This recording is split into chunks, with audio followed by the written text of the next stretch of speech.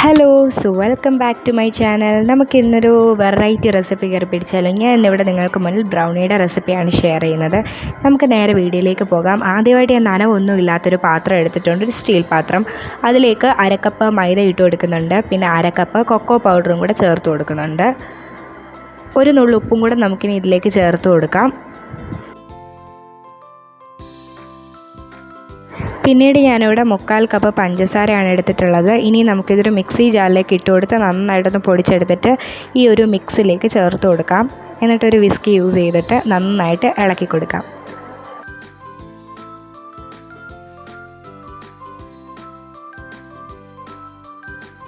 ഇനി വീണ്ടും നമുക്ക് നനവൊന്നുമില്ലാത്തൊരു പാത്രം എടുത്തിട്ട് അതിലേക്ക് 2 മുട്ട പൊട്ടിച്ചിടുക. ആ ഒരു സമയം കൊണ്ട് ഞാനൊരു നോൺ സ്റ്റിക്ക് പാൻ ഇവിടെ ചൂടാക്കാനായിട്ട് വെച്ചിട്ടുണ്ടായിരുന്നു. നോൺ സ്റ്റിക്ക് പാനോ ദോശക്കല്ലോ എന്ത് വേണമെങ്കിലും നിങ്ങൾക്ക് യൂസ് ചെയ്യാം.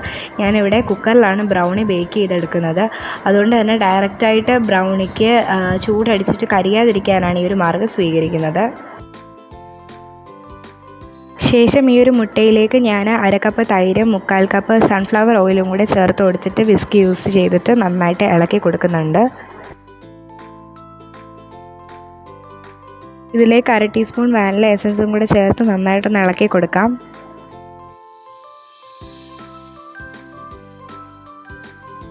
ബ്രൗണി എല്ലാം ബേക്ക് ആവാനായിട്ട് ആവശ്യത്തിനുള്ള മൈദപ്പൊടി കുക്കറിലിട്ടിട്ട് നന്നായിട്ടൊന്ന് തട്ടിക്കൊടുത്ത് കുക്കറിലാകെ സ്പ്രെഡ് ചെയ്ത് കൊടുക്കുന്നുണ്ട്.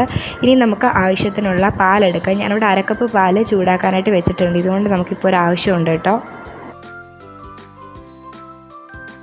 ഈ ഒരു മുട്ടയുടെ മിശ്രിതത്തിലേക്ക് നമ്മൾ നേരത്തെ റെഡിയാക്കി വെച്ചിരുന്ന മൈദയുടെയും കൊക്കോ പൗഡറിൻ്റെ ആ ഒരു മിക്സ് കുറേശ്ശെ ചേർത്ത് കൊടുത്തിട്ട് നന്നായിട്ടൊന്ന് ഇളക്കി യോജിപ്പിച്ച് കൊടുക്കാം.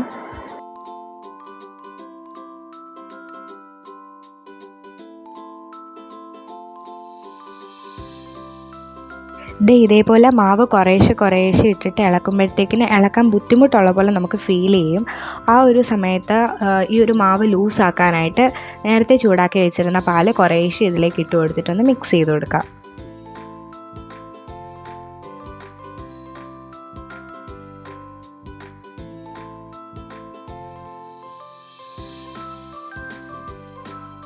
അങ്ങനെ ഞാൻ ഉണ്ടായിരുന്ന മുഴുവൻ പൊടി ഇതിലേക്ക് ഇട്ട് കൊടുത്തിട്ട് ഇളക്കിയപ്പോൾ കട്ടിയായതുപോലെ ഫീൽ ചെയ്തു. പിന്നെ ബാക്കി ഇവിടെ ഉള്ള പാലെല്ലാം മുഴുവനും ഞാൻ ഇതിലേക്ക് ഒഴിച്ചു കൊടുത്തിട്ടുണ്ടായിരുന്നു. അങ്ങനെ ഇളക്കി കഴിയുമ്പോഴത്തേനും നമുക്കൊരു പെർഫെക്റ്റ് ബാറ്റർ കിട്ടുന്നതായിരിക്കും.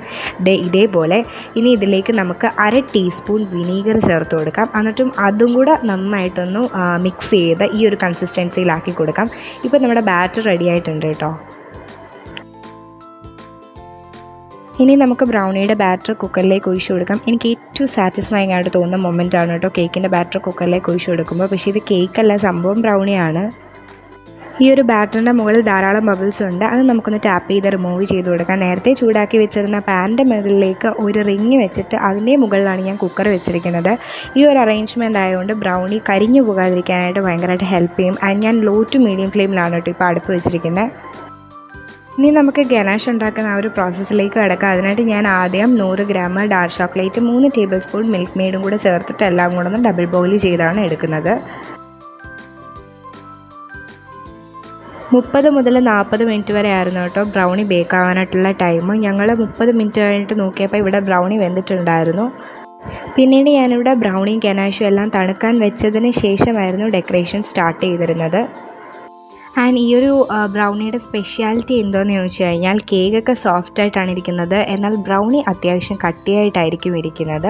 ഇത് ഒരുപാട് പൊങ്ങത്തൊന്നുമില്ല. ബട്ട് എനിക്ക് ഏറ്റവും ഇഷ്ടപ്പെട്ടത് എന്താണെന്ന് ചോദിച്ചു കഴിഞ്ഞാൽ ഇതിൻ്റെ മേലേക്ക് ഗനാഷ് ഒഴിച്ചപ്പോൾ ഒരു ഗ്ലാസ് പോലെ ഉണ്ടായിരുന്നു ഇതിൻ്റെ മണ്ടയ്ക്ക്. എല്ലാം ക്ലിയറായിട്ട് കാണാമായിരുന്നു.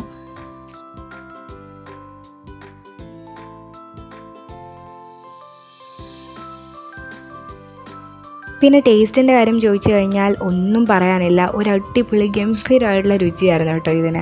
അപ്പം നിങ്ങളെല്ലാവരും ഈ ഒരു റെസിപ്പി ട്രൈ ചെയ്തിട്ട് ഫീഡ്ബാക്ക് കമൻറ്റ് ബോക്സിലൂടെ അറിയിക്കുക.